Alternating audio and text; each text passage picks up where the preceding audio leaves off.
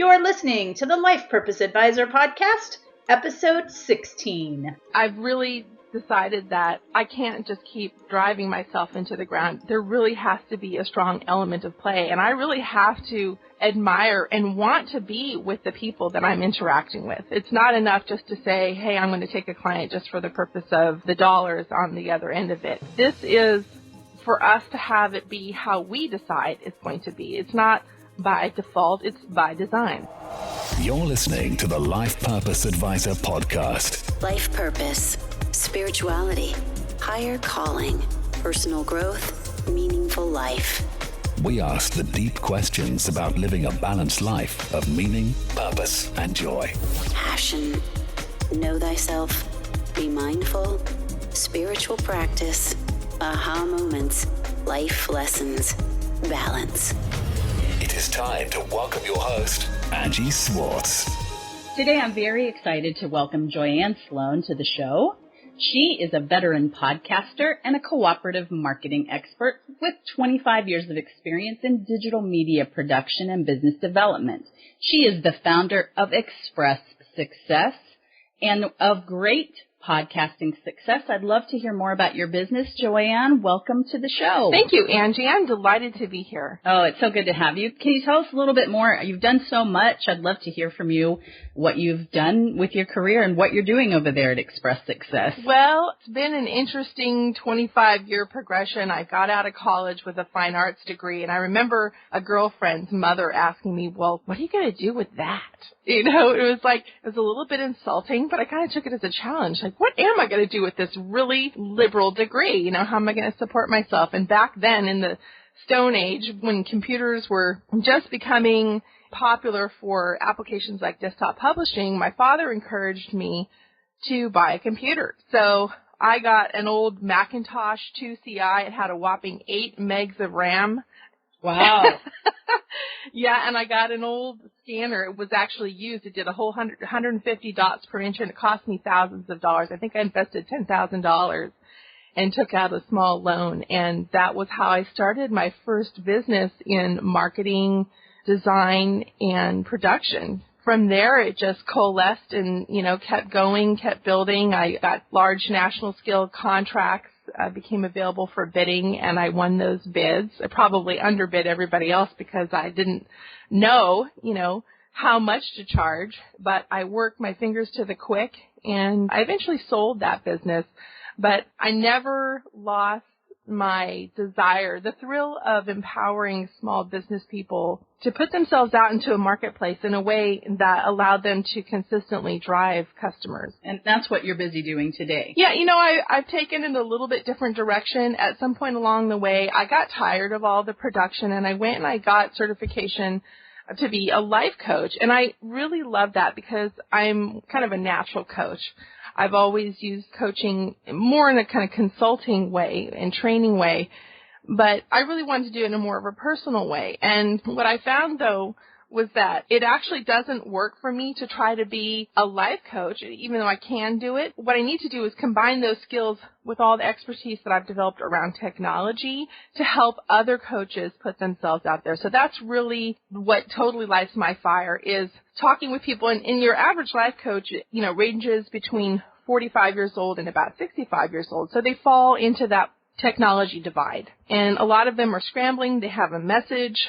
They have a passion, but they can't figure out, how to put their web presence together. They don't know how to reach out to a larger audience, et cetera, et cetera. So tell us in one sentence, for those that might want to know, just real succinctly, what does Express Success do? Express Success right now is focused on Express Success Radio, which is my podcast. And on that show, I interview other professionals in the human potential industry. And so we're all about promoting them and their work in a way to empower those who are empowering the rest of the world. Thank you for having me on your show. You're a wonderful interviewer. Thank you. And I know you've had some great success with your fairly new podcast on iTunes. You've hit some of the top markers for being a widely accepted podcast and new and noteworthy. Yeah, that was an amazing ride. Here's a funny thing. So As someone with a background in graphic design, what I did was I set a goal for myself for my podcast to hit #1.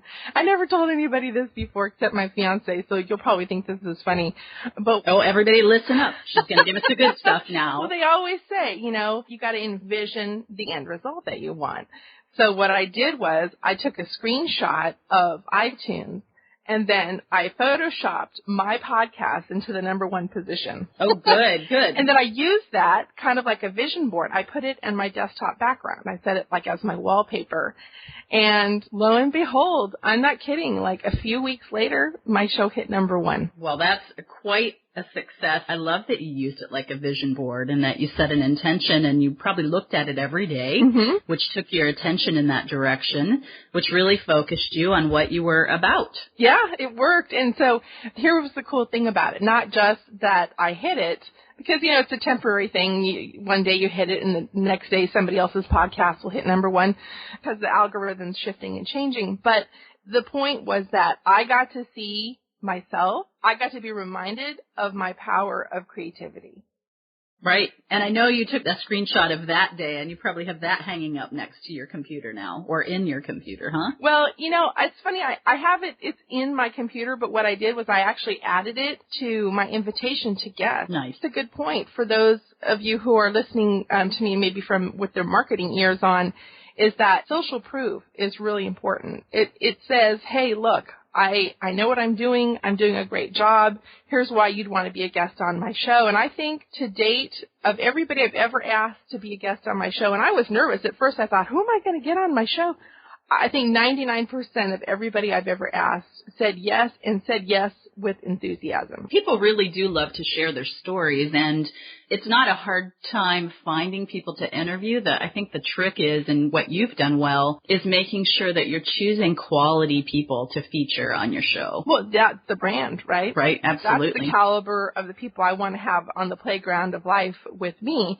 And I think, if anything, in recent years, because I've worked so hard for so long, and I'm a single parent now, so I'm the sole breadwinner, I've really decided that I can't just keep driving myself into the ground. There really has to be a strong element of play, and I really have to admire and want to be with the people that I'm interacting with. It's not enough just to say, hey, I'm going to take a client just for the purpose of the dollars on the other end of it. This is for us to have it be how we decide it's going to be. It's not by default, it's by design. That's right. That's right. And thank you for bringing up play. I think that that's something that so many people need more of in their life. And I was just posting over the holidays that a friend of mine put a crafty Christmas wreath video on Facebook, and I'm not very crafty, but I do try to put play and something creative into my schedule every week. So I decided I'm going to make that. I think people that know me were like, wait a minute, you made that? That doesn't seem like you. And then I recently was at an event where there was a famous artist from Rancho La Puerta, which is a high-end spa in Tecate, Mexico, close to San Diego, where I live. And by the way, I know you're in Seattle. We're getting ready to have a big rainstorm here. So that rumor that it's always beautiful in San Diego, it is most of the time, but I hear that snow is going to get down to a pretty low level. So we're all excited about that. Yeah, and thank you, Angie, because we're getting sun today. Oh, good. Every time I've ever been to Seattle, the weather has been amazing. Yeah. Every time. Like, people say it rains all the time. I'm not sure I believe that. I think it's a myth to keep the rest of us from moving there because it's really so beautiful. It's true. But this artist who does this amazing work, he starts with a board with beeswax and eucalyptus on the top, and he makes art with string.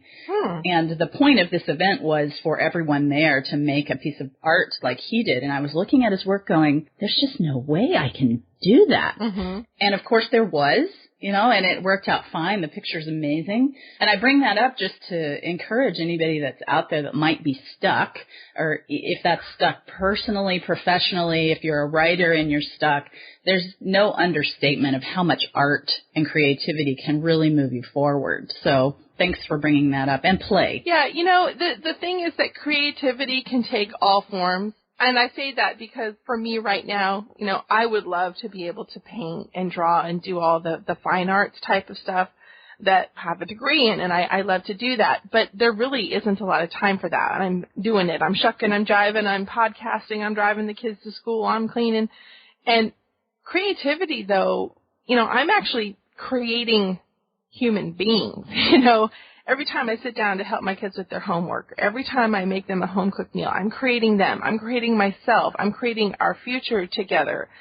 And sometimes creativity doesn't even look like creativity. I wrote about this recently. I hit this wall recently. I had this really dark day, and sometimes some of the most beautiful outcomes can come out of this dark place. And I was just questioning myself deeply. I'm not always up. I'm not always elated and happy and on purpose all the time, and nobody can be. But this particular day, I'm not kidding you, Angie, nothing I did was working.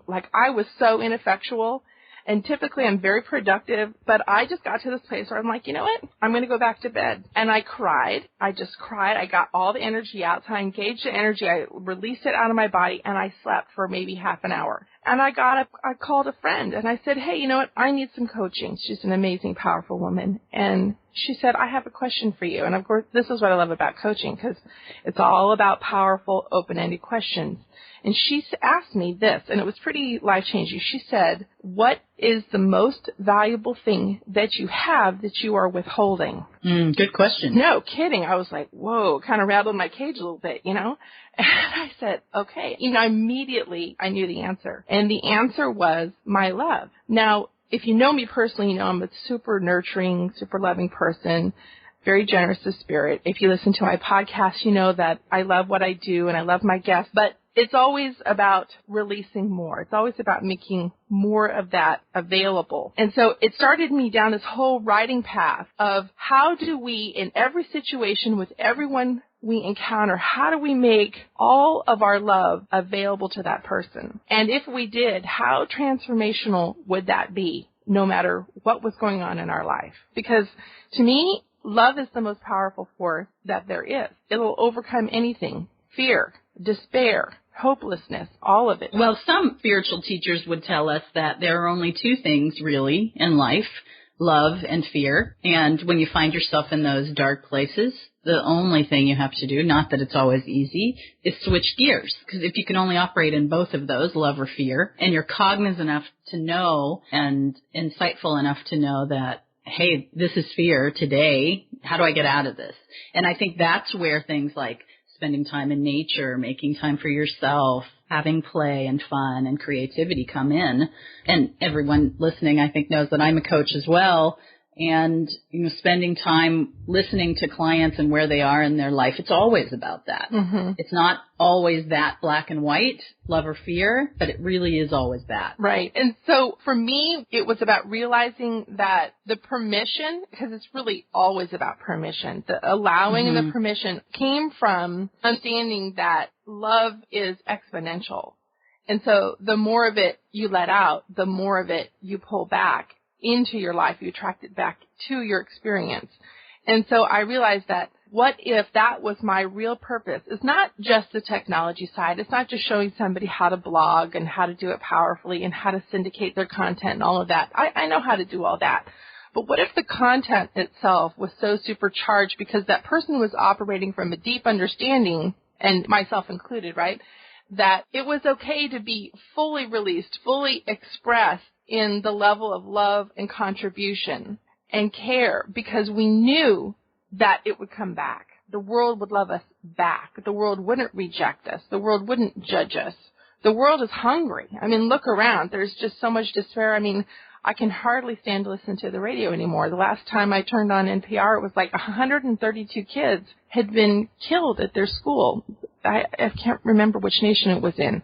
But, I mean, how do I even get my head around that? I can't. The only thing that you can change is yourself, right? You want to change the world, look inside yourself and see where those, and I'm not speaking to you directly, but, we have to look inside ourselves and see how we resonate with that person that might have created that crime and heal that within ourselves. That's the only choices we have. And maybe listening to the radio a little less as you're doing. Well, and I couldn't agree with you more, but, we can use moments like that. We can use tragedies like that to reinforce our choice, our volition in saying, I will not let this particular event have me go over and choose fear now. I will remain in the heart space of myself, because that's where I will create everything that I could ever imagine. It's interesting to think about if every single person would make every decision based on stepping towards their own joy,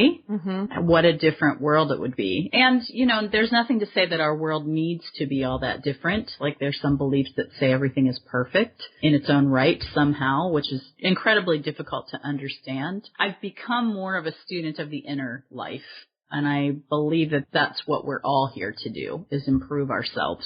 Well, thank you for saying that, because nor do I believe in perfection. I think there were a lot of years, and I had the Martha Stewart, you know, brainwash on, where my meals had to look a certain way, and, you know, I stressed myself out completely.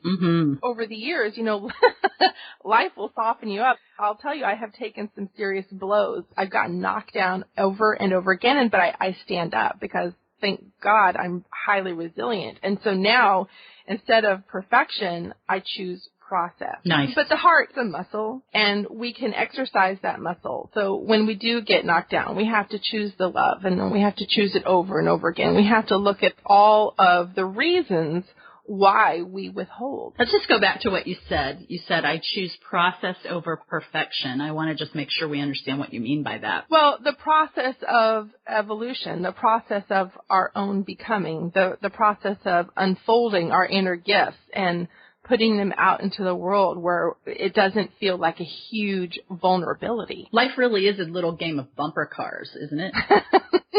Okay, I'm going to go over here. Nope, that's not it. Okay, bump there. Let's go over to the other side. You know, it's trial and error, you know, riding around in our little bumper cars.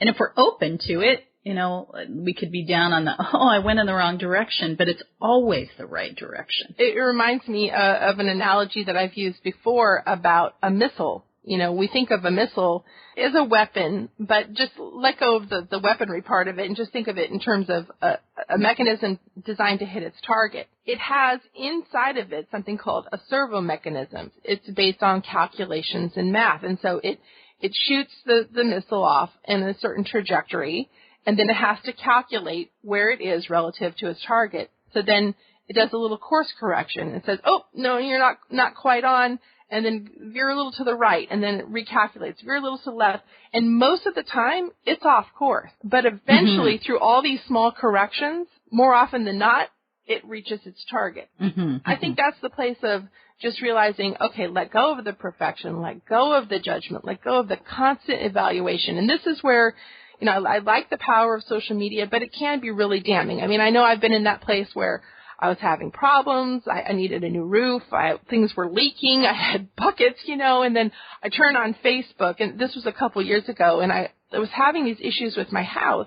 And then I turned on Facebook, and an old friend of mine who has no kids, you know, her husband's a doctor, she's a nurse practitioner, and there were all these beautiful pictures of their new house that they were building over the river, you know, with this amazing view. And, oh, here's our 20-foot tall ceilings. And I just was like, damn it. Why does it seem so much easier for everybody else? You know, that's the illusion that everybody puts their best foot forward, you know, their good hair day on Facebook. And so we need to not buy into that as well, because it's a construct. Absolutely. It's refreshing when you see someone being honest once in a while about, hey, I'm having a bad day, or because everybody has them. Life is cyclical. Yeah. But I could talk to you about these topics forever. I want to ask you about your life purpose. Can you tell me, do you know your life purpose? Well, if I had to put it in a sentence, I would say that my purpose is to empower other people in terms of making them capable, like actually giving them the skills, not just the know-how, but the show-how. I'm all about training. I've spent many hours doing a lot of volunteer work around literacy, technology training for young girls. And there is just nothing more deeply satisfying to me than giving somebody an ability that they didn't have before you started. Like the confidence that instills, you know, that I can do it, because the shift is completely internal, from I can't do it to I can do it. And then you just see all kinds of new things become available to that person. And for me, technology, I don't know, it's just always been easy. And I know that's not true for a lot of people. They just want to they want to kill their computer, like this thing is here to, drive me crazy. But no, it's a super, super powerful tool. And now more than ever, let's just talk about podcasting for a second. Okay. A lot of people don't realize the power of podcasting. First of all, in the world of marketing, podcasting is a pull medium. It is not a push medium. And here's what that means. A push medium is most kind of marketing messages that are online. It's one person trying to push their message out to you. But in the podcasting world, when somebody subscribes to your show, say on iTunes or on Stitcher Radio, they've given permission. And they say, yes, I want that content. And once they've given that permission, they only have to do it once. But the key is that they willingly said yes. And then every time that they plug in their iPod or their whatever device that they're listening to it on, it will automatically download all past episodes and all new episodes that you've uploaded. So if I said I had a regular radio station, Angie, come listen to me at, 95 point whatever, you would only be able to hear me from today's broadcast and any other day that you tuned into that specific frequency at that time. But you wouldn't get all the benefit of all my past work. And that's not true. Podcasting is evergreen content. So, it's amazingly powerful. And it can be shared and rewound. And it puts so much control in the end user's hands without them having to be subjected to all of the commercial messages and so forth. So this is why podcasting, the audience is growing exponentially, because people get to really design the content that they want to hear and nothing else. That's what we're seeing in our life all around us with media.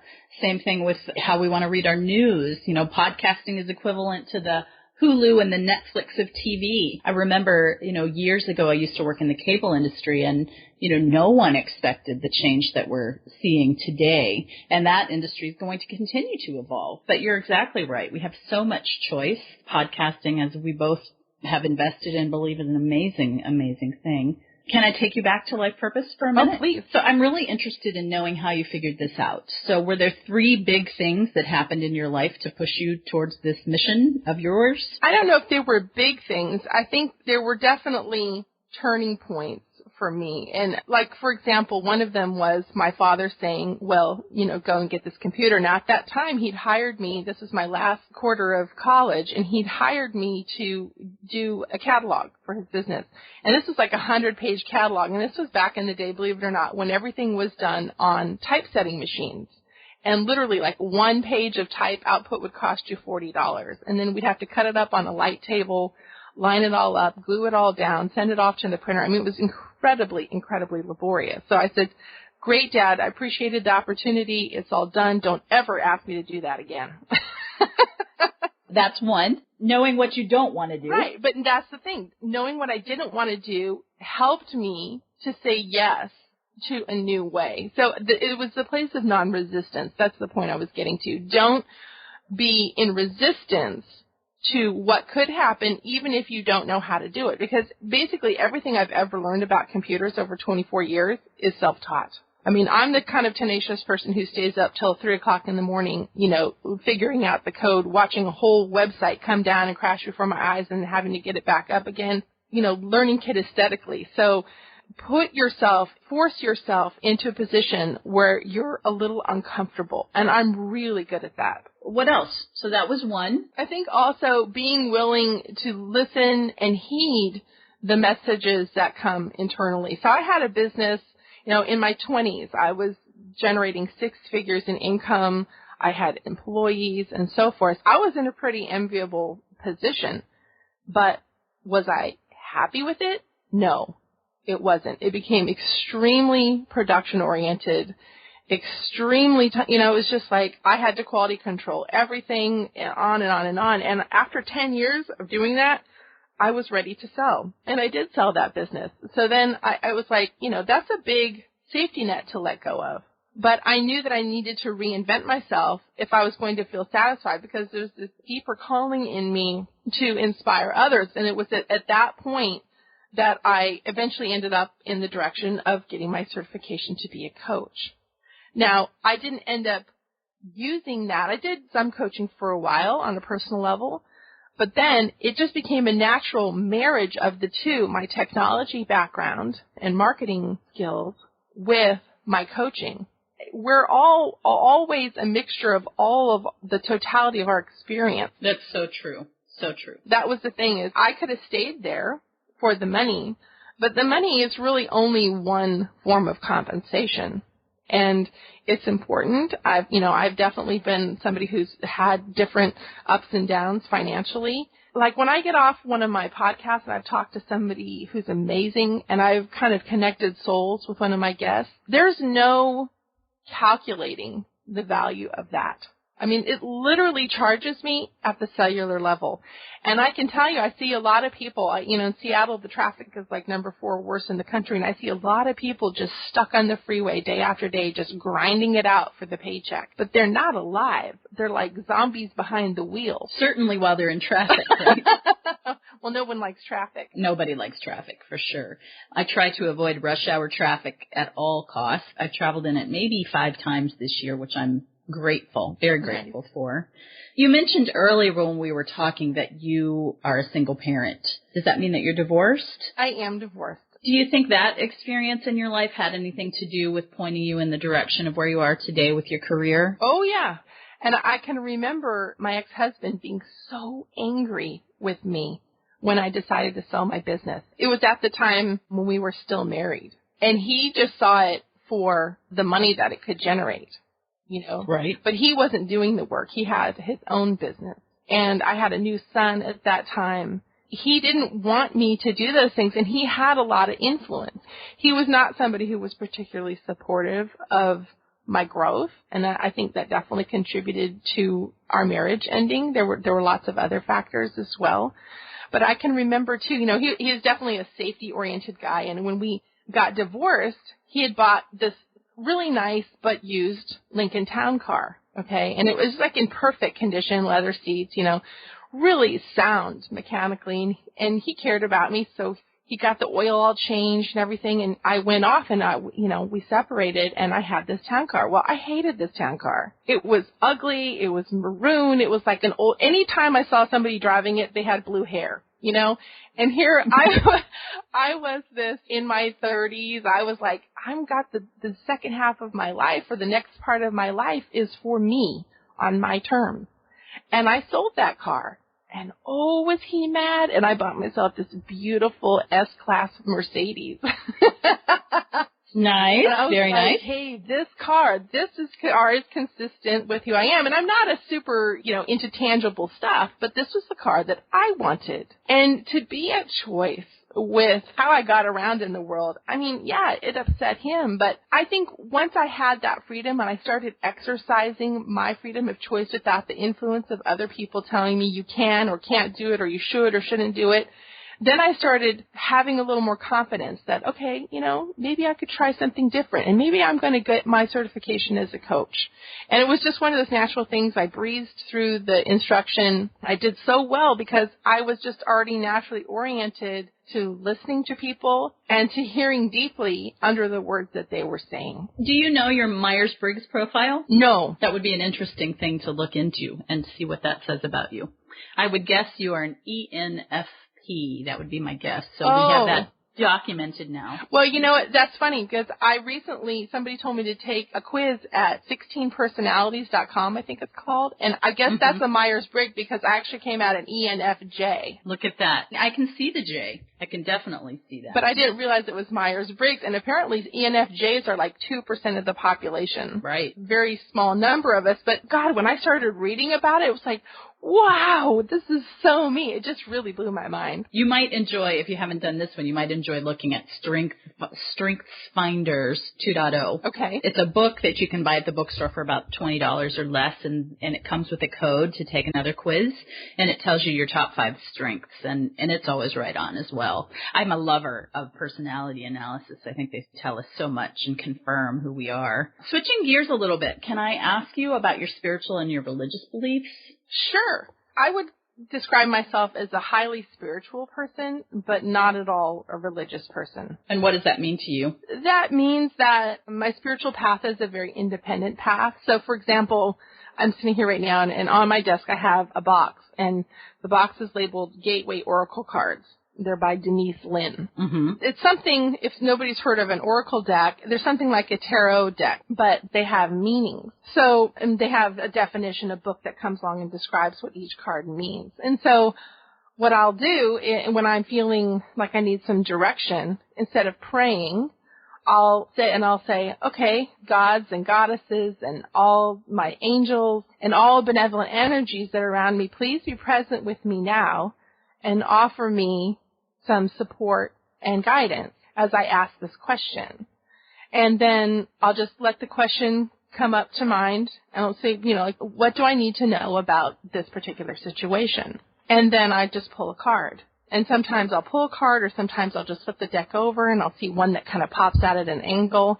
And it's amazing. Like, they're always right on. They're just always dead on.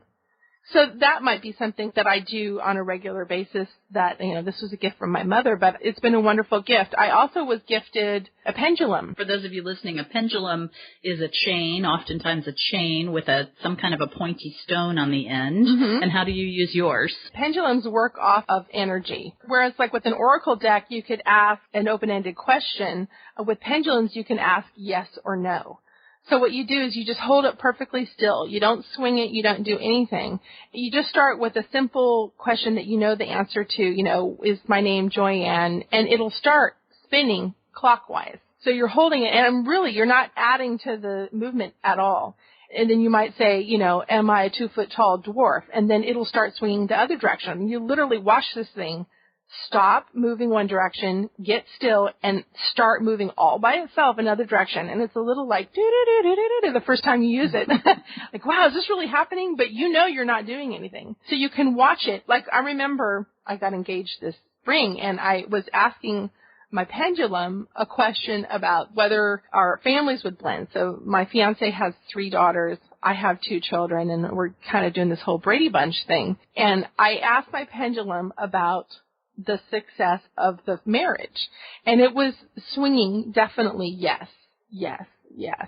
Kept going around. And then I said, how beneficial would this marriage be to my fiance's daughters? And you would not believe this thing. It like started swinging so intensely that it went up almost parallel, like, at a flat level. Just spinning. It was just like, wow. So the energy just picked up threefold from what it had been. And then you could ask it, so it can be spinning intensely one direction, then if you ask it the question and the answer is no, boom, it'll stop. And let me just ask you, do you think that these tools, you were talking about angels and guides, do you think that the pendulum and these cards work because you're tapping into your higher self, or because there's something bigger out there, spirit, universe, God, whatever words you want to use? What are your beliefs on that? I think everything is essentially energetic in nature. I have a strong intuitive sense. I just believe in the energy of all things, because everything that comes into form starts out as thought,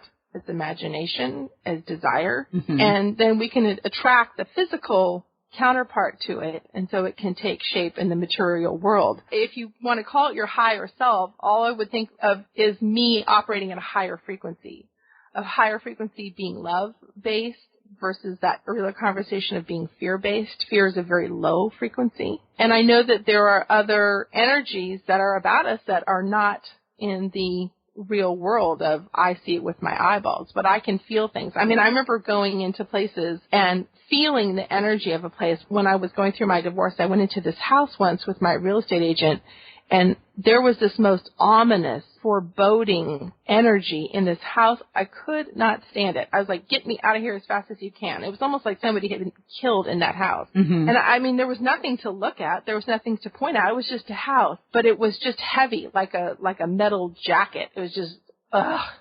I understand what you mean. And you have to be willing to validate those experiences for yourself, because that's a very important source of information. And so knowing that that's valid for me puts me in a place of receptivity to information that I can get through prayer, through meditation, through oracle cards, through pendulums. And, those might be fairly esoteric for some people, but it's really only in just recent years that I've come to use either of those tools. I was just getting ready to ask you if you had any kind of a daily practice that helped you stay centered and balanced and connected to your purpose. Are those the things? I use those tools more randomly when I'm kind of more of a seeking mood. I'd say I'm really in the practice of being in action. I'm very much about doing. I love to work, and I love to produce results, and I love to connect with other people. So I was recently having a day where I was like, it was just a challenging day. And I called my fiance, and he said, honey, get busy. Because in the doing things, I get out of my head. I get into forward motion. I'm working through something that my minister mentioned a few weeks ago, and I just love it. And her quote was from somebody else, was the practice of slowing down to catch up, which is contrary to what you just said. But I find it very interesting and productive. Very interesting opportunity to look at our energy and how our life works in a different way. It almost feels like it expands time. Mm-hmm. Excellent. What do you think about your physical body? Do you think your physical body plays any role in your life purpose? Oh, well, yes. My physical body is like this amazing, it's a tool to realize my ideas, my concepts, and bring my goals into fruition. So I want to, in 2015, give myself more time. I will and am choosing to give myself more time in the new year to be more active and less focused on just being there for the kids and the house and, the working, and just really give myself some focused time for physical activity. But my body as a vehicle, it's amazing because that's the mechanisms that's learning, how to click here and how to move that there and how to do it all. And there's muscle memory there. That's why it's easy for me because I've done those tasks thousands of times. Do you think synchronicity plays a role in your life? Oh, absolutely. Absolutely. I'm trying to think of if something synchronistic happened recently, but for sure it does. And I think I've gotten pretty good at being open to synchronicity. Like, it sounds like a silly thing, but I am like the queen of amazing parking spots. You could tell any Costco parking lot, any crazy, hectic, busy place, and like a spot right up front will open up for me. It just happens all the time. And so, again, I just get to see in these funny little ways that I am actually a really powerful creator. But there's this expression which is like, you can create a castle by the same mechanisms that you can create a button. Mm-hmm. So you need to choose, or a parking spot. So like, what is it? Am I going to build something truly powerful that really reaches a lot of people, or am I just going to use my skills to create a parking space? Or both. Or both. Yes, thank you. Sure, of course. Tell me, do you make more or less money now that you're aligned with your purpose? Does it matter? Are your values the same? I've made more money in recent years than I have before, and it was funny because literally just yesterday, I had just had this huge breakthrough day, and I got 3 different offers all on the same day. Congratulations. Yes. You have so many good things. You got engaged. You have all these job offers. You have a #1 podcast out there. What could be next for Joyanne? My goodness. Yeah, but if you knew where my life was like 3 or 4 years ago, it's not even recognizable. I went through absolute hell. I went through having to short sale a house. I went through having my business defrauded. I went through extremely painful breakup. I went through a 14-month custody battle. My life was in shambles. I suffered, and my children suffered greatly. But I got that nothing was going to turn it around if I didn't. And, I had to fight back. I really had to step into my power. Not an angry, pissed off power over energy, but a loving, dedicated, firm, strong, here's my boundary, do not cross it.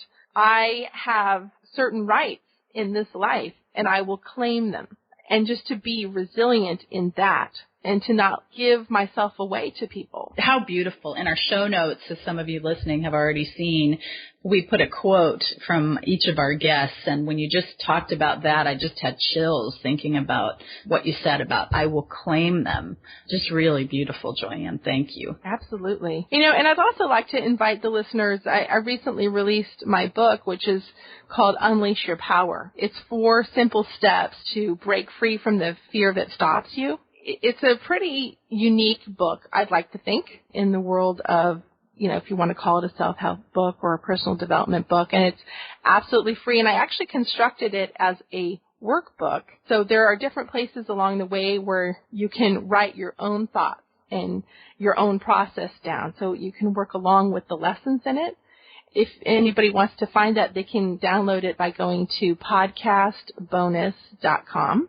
It's there, and I would really invite everyone to enjoy a copy of that. Very nice. Thank you for making that offer. Absolutely. Can I ask you a lightning round of yes, no, short answer questions? Sure.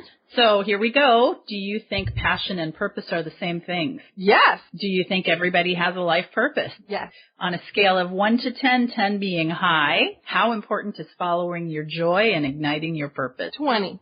I love it.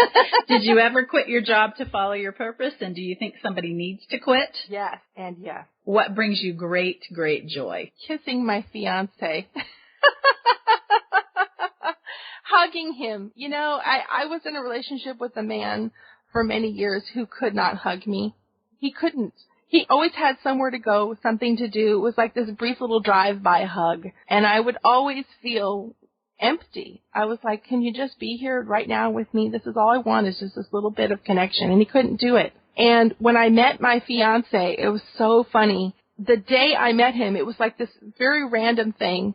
He came, he was looking to help me with this issue that I was having with my roof. I'd hardly spent any time with him, but he was introduced to me by a client of mine, and they were on their way down to Oregon. I gave her a big hug goodbye. She and I are real close. I thought, well, he's a friend of hers. I'll give him a hug too. It felt a little bit weird, but I'm like, okay, I'm just going to step through the awkwardness and be friendly. And I gave him a hug, and then they went on their way, and I walked them out to their car, and he put his hand on the door, and then he came back, beeline, and just enveloped me in this absolutely life-changing hug and would not let go. And here's this like blonde Viking god, he's 6'4", blue eyes, blonde, gorgeous completely, right? But that was beside the point. So he's hugging me, and I was like having all this internal dialogue, like, God, this is really awkward, and why is he doing this? And you hardly know him. And then I was like, shut up, Joyanne. Just let go into this hug. And I let myself... You exhaled. I let myself be held by this person. In a way, God, I'd waited my whole life for a hug like that. And it just kept going on and on.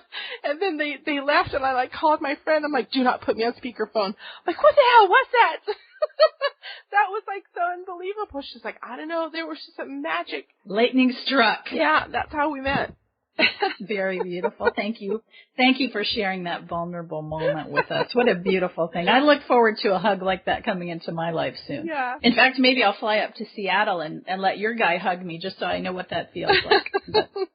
He'd love to. Last question of the lightning round. If you unexpectedly amassed a good-sized fortune, what would you do differently? I'd get a bigger house.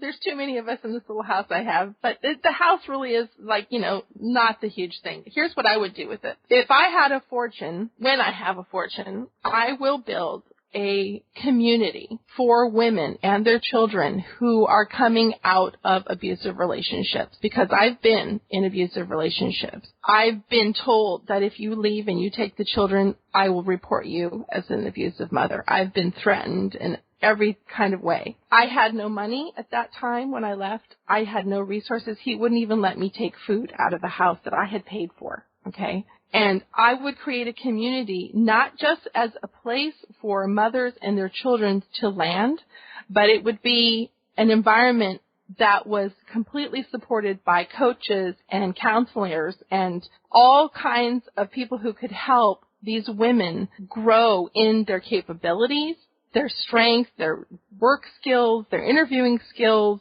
their physical stature, all of that. How lovely. I will hold that truth for you and see it coming into fruition because it's a wonderful thing. And I'm sure you'll do that. Wouldn't that be just incredible to know that every single day there was somebody there to facilitate your becoming? Yes. And I think the truth of it is that there is somebody there every day if you're willing to reach out to them. I've not been in that position that you talked about, but I think a lot of the things that keep us from getting what we need is as we were talking about before, the fear to be vulnerable and ask for what we need. Mm-hmm. And reasonably expect that it could come. And know that it's already true. It's already there for you. So just in closing, what a delightful interview. Thank you so much. You've shared such rich things with my audience. I have my favorite question left to ask you, and that is, what should listeners learn from your life? Give 1,000% more attention and respect to the messages that your heart has within you than to the messages that you hear externally. Nice. And what's the best way for people to connect with you? I would love for people to listen to my podcast. I have all of my episodes embedded on my website, which is expresssuccess.com. On iTunes, it's Express Success Radio with Joyanne Sloan. They could listen to it there. And just reach out if you're a coach or another professional type who is interested in making a difference and perhaps feels thwarted or stuck, you don't know what to do next to build your business or get online, I'd love to reach out to you too. I do a lot of actual free coaching around that. I do webinars and show people how to basically shorten or eliminate the learning curve that comes with things like WordPress and so forth. Joyanne, off the top of your head, do you know what episode my interview is? I think it's maybe 3 or 4. You're pretty early on in my guess. Right. I just wanted to point that out. Joyanne interviewed me.